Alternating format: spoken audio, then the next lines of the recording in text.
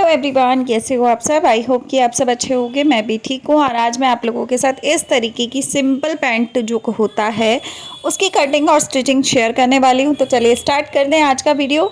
अगर आप चैनल पे नए हैं तो सब्सक्राइब ज़रूर कीजिएगा, वीडियो पसंद आता है तो लाइक कीजिएगा और कमेंट करके बताइएगा आप वीडियो कहाँ से देख रहे हैं। तो देखिए, डबल फोल्ड कपड़ा है, 1.5 मीटर के आसपास का कपड़ा है। कपड़ा काफ़ी कम था तो इसीलिए मैंने इस तरीके की सिंपल पैंट बनाई है। और प्लेन कपड़ा था तो इसीलिए मैंने इसको बिल्कुल ही सिंपल रखा है, ताकि अगर किसी और कुर्ती के साथ भी पहनना चाहें तो पहन सकते हैं। तो देखिए, मैंने डबल फोल्ड कर लिया। सबसे पहले आपको इस तरीके से चौड़ाई में नाप लेना है। तो मैंने यहाँ 14 इंच की चौड़ाई में लिया है। अगर आप मीडियम साइज़ बना रहे हो तो आप 14 इंच ले सकते हो यहाँ पर।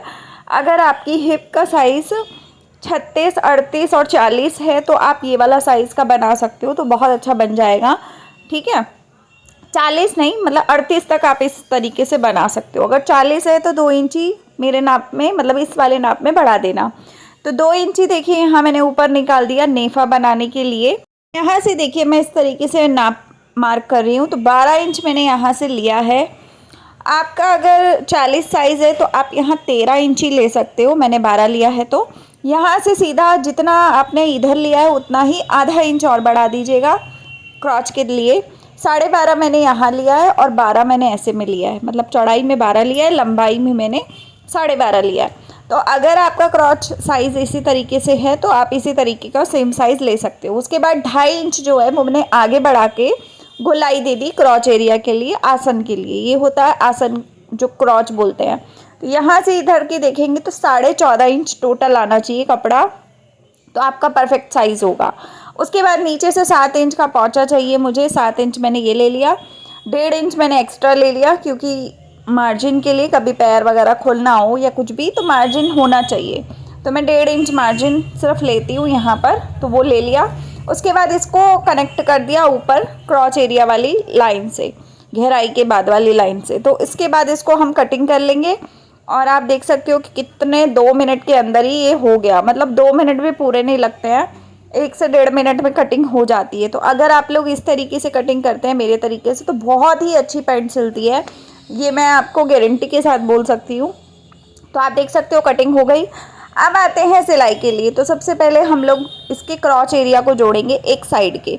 सबसे पहले हमें ये देखना है कि अंदर का जो कपड़ा है वो राइट साइड अंदर होनी चाहिए और बाहर वाली साइड जो है वो उल्टी साइड होनी चाहिए। तो आप इसको क्रॉच एरिया को सीधे लंबाई में 12.5 इंच का जो क्रॉच एरिया हमने कटिंग किया है उसको एक तरफ से सीधा सिल लो। मतलब ये 2 पैर के थे ना, तो इसमें एक पैर का जो एरिया है वो हम इसको सिल रहे हैं, एक तरफ के एरिया को। ये जो सिल रहे हैं वो हमारा बैक में जाएगा। तो ये बैक पार्ट है जो हम सिलाई कर रहे हैं। अगर आपका थोड़ा सा हैवी है साइज़ तो आप 2 इंची इसको ऊपर से बढ़ा सकते हो पीछे वाले पल्ले को। मेरा साइज़ नॉर्मल है तो मैं मीडियम हिसाब से नॉर्मल साइज़ बना रही हूँ, तो मैं उसमें कोई भी कुछ भी बढ़ा नहीं रही हूँ, सेम उसी तरीके से बना रही हूँ जैसे आपको दिखा रही हूँ। तो क्रॉच एरिया में इस तरीके से आपको सिलाई देनी है। जिस तरीके का शेप है सेम उसी तरीके की सिलाई आती है, यहाँ पर कोई दिक्कत नहीं होती है।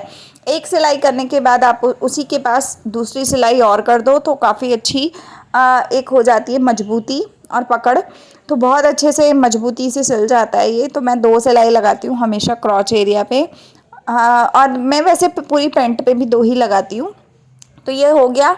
अब हमें बनाना है नेफा। तो अब हमने इस पल्ले को पूरा खोल लिया, ये बहुत लंबे चौड़े साइज़ का हो गया। तो अब हमें नेफा बनाना है। तो नेफा बनाने के लिए 2 इंच के कपड़े की लंबाई में इस तरीके से ना इसको थोड़ा सा फोल्ड करेंगे, जिससे कि नेफे का मुंह बन जाए और धागे ना निकले बाद में कपड़े में से। तो आप देख सकते हो मैंने डबल फोल्ड इस तिरछे तरीके से किया है। तो ये तरीके से ही आपको दोनों तरफ करना है, मतलब एक तरफ इधर और एक तरफ दूसरे वाले क्रॉच एरिया की जो कटिंग है उस पर, मतलब दोनों साइड पे। तो एक हो गया। और अब मैं आपको दिखाती हूँ कि दूसरे वाला भी मैं ऐसे ही सिलूँगी। आप देख सकते हो कितने फिनिशिंग से हुआ है। और 2 इंच का कपड़ा ही हमने ऊपर नेफे के लिए लिया था, तो 2 इंच का ही कपड़ा मैंने यहाँ यूज़ किया है। अब हम दूसरी पल्ले की तरफ जाते हैं। तो जो लास्ट में जो आएगा, मतलब इसके सामने वाला एरिया जो होगा उसमें भी सेम इसी तरीके से हम सिलाई लगा लेंगे, थोड़ा सा तिरछा करके। तिरछा करने से क्या होता है कि कभी भी हम नाड़ा वगैरह डालते हैं तो काफ़ी अच्छे से फिनिशिंग से सिलाई हुई होती है, तो दिक्कत नहीं होती है नाड़ा वगैरह डालने में। अब इसको कटिंग कर लिया, ये हो गया। अब हम इसका नेफा बनाएंगे। तो नेफा कैसे बनाना है, इस तरीके से जो हमने अभी तिरछा फोल्ड किया है उसी को इस तरीके से डबल फोल्ड करके इस तरीके से रखना है 1.5 इंच के आसपास। तो 1.5 इंच नहीं, मतलब 1 इंच फोल्ड करना है इस तरीके से, और आपको इस तरीके से नेफा बना लेना है। आपको इस तरीके से सिलाई लगाते जाना है, इसको हल्का हल्का डबल फोल्ड करते हुए, क्योंकि अंदर कपड़ा अंदर की तरफ कर देते हैं ना कपड़ा तो काफ़ी अच्छे फिनिशिंग से हो जाता है, और उल्टे भाग में भी कोई दिक्कत नहीं होती। आप देख सकते हो फिनिशिंग कितनी आ रही है। तो सेम इसी तरीके से अगर आप बनाते हो तो मैं आपको गारंटी देती हूँ कि 15 मिनट के अंदर अंदर आप सलवार बना के ये पैंट बना के रेडी कर लोगे। तो अगर आप लोग कटिंग के साथ बनाते हो तो 20 मिनट, ज़्यादा 20 मिनट लगेंगे, आपकी पूरी ये पैंट बन के रेडी हो जाएगी। तो आप देख सकते हो कि मैं कैसे बना रही हूँ। सेम इसी तरीके से आप लोगों को भी बनाना है, और फिनिशिंग आप देख ही सकते हो कि सिलाई में कितनी आ रही है। अब ये जो क्रॉच वाली सिलाई थी इसको भी मैंने एक तरफ करके और अंदर ही फोल्ड कर दिया, तो ये भी काफ़ी मजबूती से बन गई है। एक तरफ से स्टार्ट करेंगे, दूसरी तरफ तक क्रॉच तक चले जाएंगे हम, मतलब जहाँ एंड आएगा, जहाँ पे हमने फोल्ड किया था वहाँ तक हम पूरा पहुँचेंगे। पहुँचने के बाद इसको नीचे उतार लेंगे सिलाई को, और कटिंग कर लेंगे धागे को।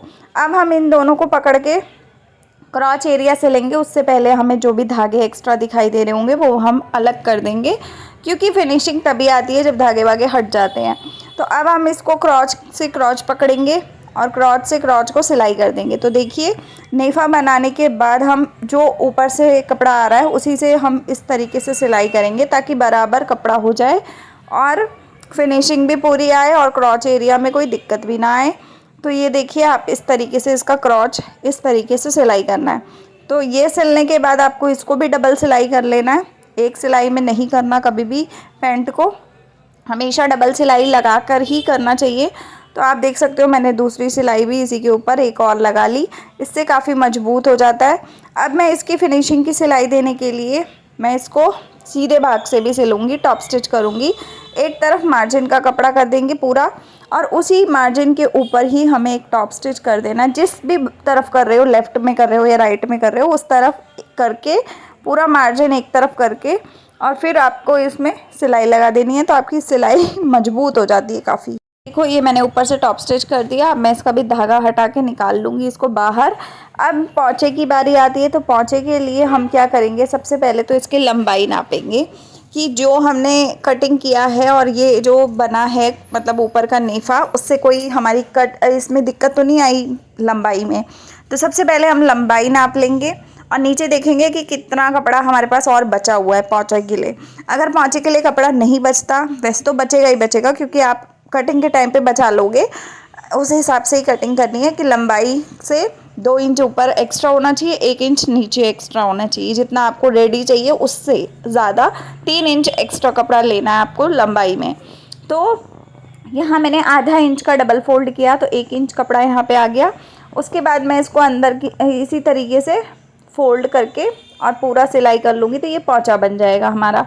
पैंट में कभी भी बहुत ज़्यादा चौड़ा पोंचा नहीं होता। अगर डिज़ाइन दे रहे हो तो बात अलग है, और अगर आप ज़्यादा चौड़ा पोंचा कर रहे हो तो उस हिसाब से फिर कपड़ा आपको कम कर लेना है कटिंग के टाइम पे, अगर आप दूसरे कपड़े का यूज़ करते हो तो। मैं यहाँ कोई भी कपड़ा दूसरा यूज़ नहीं कर रही, ये सिंपल एकदम प्लेन और एकदम सिंपल बना रही हूँ, तो सिंपल ही बना के दिखा रही हूँ मैं आपको। तो आधे इंच का डबल फोल्ड किया और डबल फोल्ड करने के बाद मैं इस तरीके से ऊपर से सिलाई कर रही हूँ पूरे पल्ले पे, मतलब दोनों पैरों में इस तरीके से पोंचा बना लेना है। अब ये बनने के बाद आपको लास्ट में, सबसे लास्ट में फिटिंग की सिलाई, एक आखिरी सिलाई रह जाती है इसमें जो फिटिंग की होती है।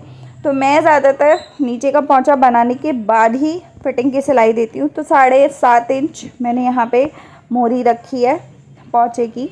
तो मोहरी रखने के बाद मैं इस तरीके से 1.5 इंच का जो मार्जिन है उसको रख लूँगी और अपना पूरी सिलाई को इसी तरीके से लंबा सिल लूँगी, फिटिंग कर लूँगी, मतलब फिटिंग की सिलाई लगा रही हूँ ये मैं। तो जब क्रॉच एरिया पे आएंगे, क्रॉच को क्रॉच से जोड़ लेंगे। इसमें यहाँ पे पता लग जाएगा कि आप बिल्कुल सही लगा रहे हो। जब आपका क्रॉच से क्रॉच मिल जाए तो इसका मतलब आप सही सिलाई कर रहे हो। उसके बाद दूसरे पैर तक आ जाएंगे, दूसरे पैर से पूरा नीचे तक आएंगे और देख लेंगे नाप के कि आपका 7.5 इंच कहाँ पर आ रहा है। तो जहाँ तक 7.5 इंच आ रहा है उसी जगह पे आपको निशान लगाना है और उसी पे सिलाई लगा लेनी है। अब आपको एक बात यहाँ ध्यान रखनी है कि आपको सुई को नीचे नहीं उतारना, लास्ट में बिल्कुल जाके आपको सुई को दबा लेना और फुट को अपना घुमा लेना है।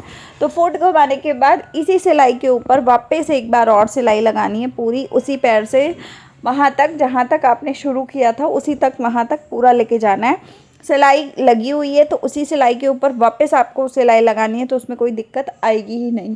तो यहाँ पे मेरे धागे में कुछ दिक्कत हो रही थी, पता नहीं क्या हो रहा था, तो बार बार धागा टूट रहा था।